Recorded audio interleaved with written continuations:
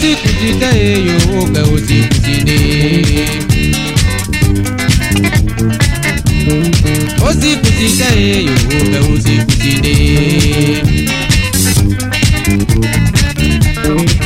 Okusite wa fe bande munyenge.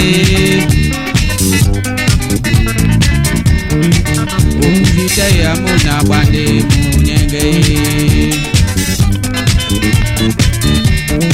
Osi lo atete tuwe oko ye yu asidia. Osi lo atete tuwe oko ye yu asidia.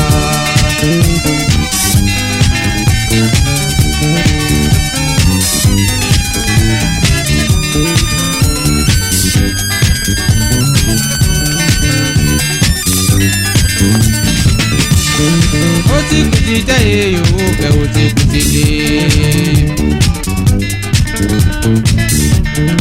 Osi kusite yo ke osi kusite. Okusi bete yo bande munyenge. Osi lo atete tuwe oko ye yo asidia.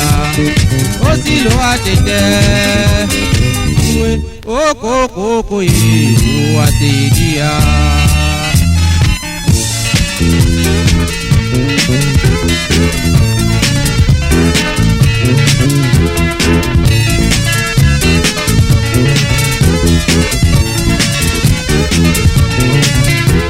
Ibala bobe na mulamba oposide. Ibala bobe na mulamba oposide. Binyola kweaba.